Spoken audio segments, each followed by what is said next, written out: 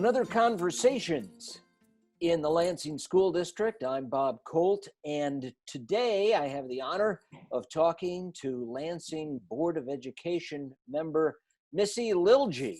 And she is a mother with kids at home trying to work through this COVID-19 educational environment. Ms. Lilje, how's it going? You know, I would love to be able to complain, but I'm not going to, because we have so much to be grateful for. And I know that the challenges we are facing are no different than the challenges every single other parent and family are facing with all of this. Well, so what do you hear? Tell us what people are saying. I mean, we had to move to this online face-to-face learning environment. It's not been easy for a lot of people, one, to get the technology and get it up and working appropriately.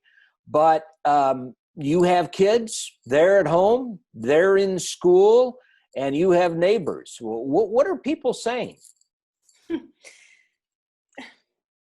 You know, I wish that there was more positive things to share about what people are saying, because it's a tremendous undertaking that the district has distributed thousands and thousands and thousands of devices and hundreds of hotspots, and you know, all of the infrastructure that goes into the technology to support all of this, you know, it's just been huge. And you know, we're all in it together, and yet it's still extremely difficult. I'm also married to a teacher at Gardner School, so we do see both sides of the screen. And you know, as difficult as it is for parents to try and, especially, you know, get their work done while they're trying to stay keyed into what's going on with the kids, you know, the teachers on the other end of that trying to get kids to engage and not turn off their screen, not turn off their camera. And it's just a lot of challenge. But at the end of it, I do see a lot of gratitude that we are having these struggles, because it means the kids are in school and they're safe, because they're not at the building. And so what's the teacher say? Has he found some secrets to success in engaging kids in this kind of environment? Again, I wish the answer was yes. Every day he tries new and different things. And, you know, the teachers are absolutely the heroes of every single day of our lives, because working from home and this entire new thing that they learned, how to overhaul the entire way that they taught, and the way that they plan, and the way that they evaluate, and now the way that they try to get kids engaged. You know, John always likes to bring props and things that he can bring. That worked well in person, to have things like he has an alligator head that's, you know, scary and sharp, and he could, you know, bring that up, and the kids are kind of like, what? You know, it kind of snaps them into like, what are we doing here? What is this? He has a tuning fork that he uses for the sound to talk about science. He does a lot of art with them. He loves to draw, and so he encourages them to draw as well. And you know, my kids' teachers are just astounding at the things that they are, you know, sending home, so that we have these things to put our hands on that we can share through the screen.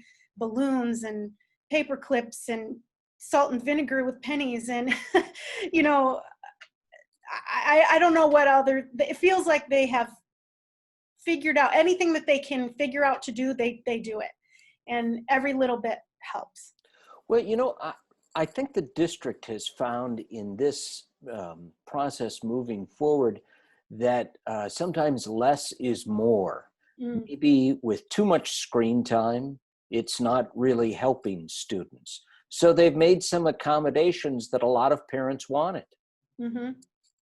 The reduction of screen time, the asynchronous time on Wednesdays. Yeah, and it's actually been a really good thing. You know, you'd think more is more sometimes, but actually having a time to unplug and work with pen to paper again, or pencil to paper again, time to read actual book, you know, or I love the assignments where it's like interview one of your family members, have a conversation about, go outside and observe 5 things, and then tell us what those things were. Those things have been really great. So yeah, that's been really helpful, actually, that disengaging from the screen. Well, and as a school board member, you've got some tough decisions to make coming up, because we don't know exactly how the COVID-19 virus will progress. It's not been good. The news has been all bad. And right now, we're online at least through the end of January, certainly could be the entire year next year.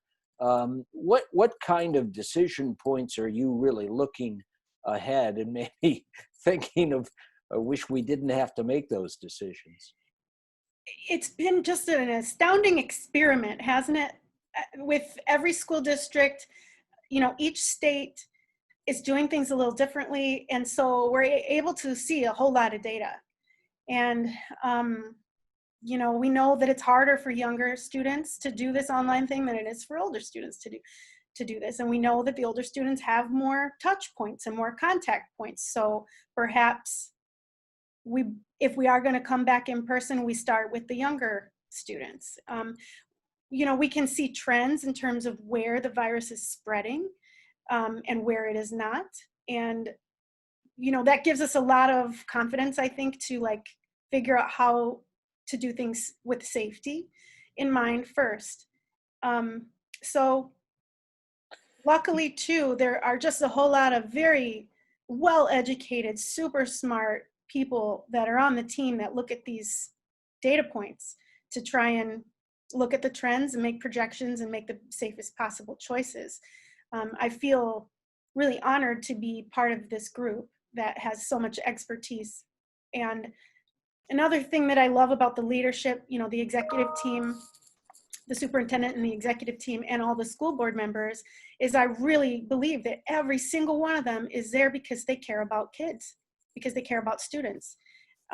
Sometimes people talk about a school board position as a launching point or a stepping stone into some other, career point. And I really feel that the first reason that everybody's there is because their heart is in it for the kids. And that's really inspiring. Well, and for you, looking back when the school district made the decision to do face-to-face instruction online, the Lansing School District was really one of the first to make a very hard decision, and then a series of hard decisions about continuing education and postponing extracurricular activities. It would be great to have those extracurricular activities back if and when the situation arises. And I know you're committed to so many extracurricular programs. Yes.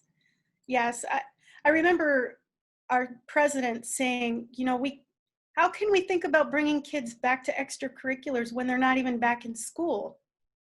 That's got to be our first priority, school first. And when that is safe, then we can talk about extracurriculars.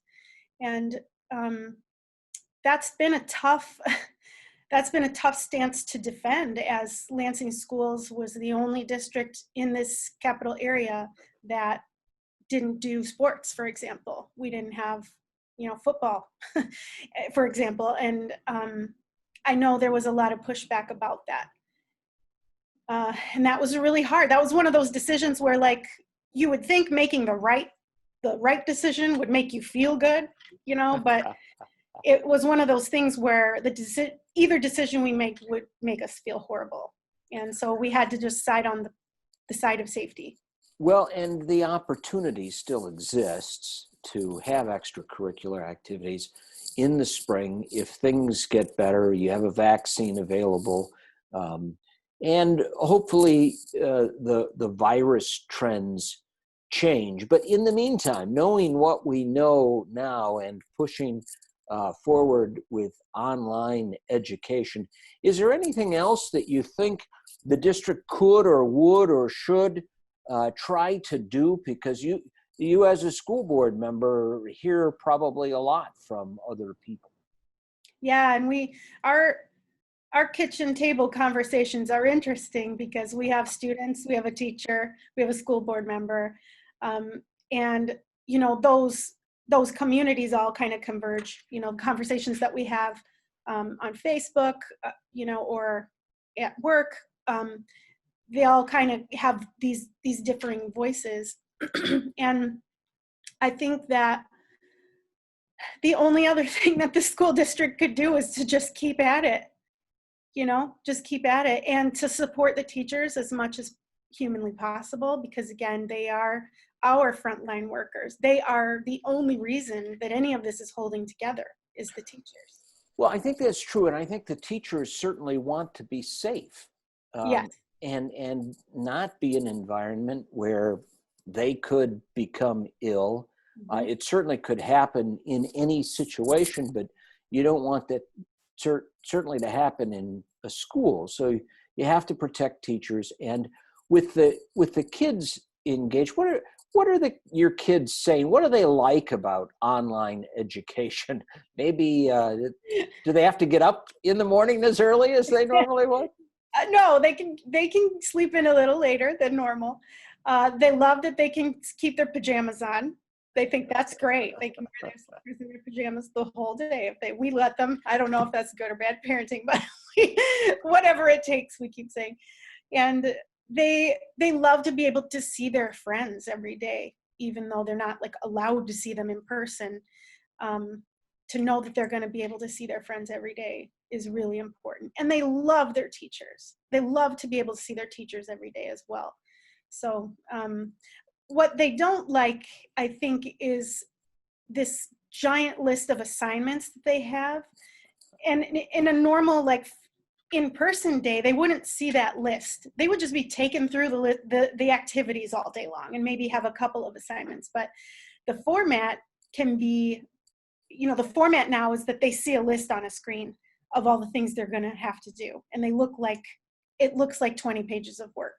But so we have to talk through that a lot of these things on this list are really fun, and it's not going to be 20 worksheets. It's so we just, but it is hard for them to pay attention, I think. Sure. It's hard for them to stick with a lesson after when it gets to the afternoon and they have had it with looking at the screen. It's very difficult to try and stay engaged. And then there's the parent, the teacher on the other end of that trying to figure out how to keep them engaged. And that's the challenge. It certainly is a challenge. And the Board of Education is going to have a challenge, because even under all of the extreme circumstances, you'll have to be looking for a superintendent. So I'm sure that's something that it's not another thing that a school board member looks forward in doing, but it is something that you'll have to do, right? Oh yeah, and honored to do it, happy to do it. That's like literally one of our main jobs. I just worry, that I don't want to bring someone new in and set them up for failure, because we're in such crazy times. So that's what I feel like. How do we make sure that we really not just hire the person, but how do we make sure that we really support the person to be successful and to help our kids be successful?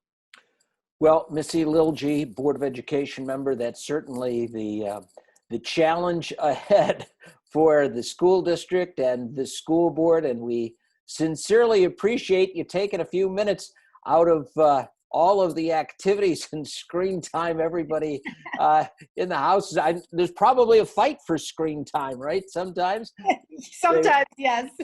You want it and don't want it. Well, Missy, thank you very much. We appreciate you joining us in this conversation in the Lansing School District. My pleasure, Mr. Colt. Thank you.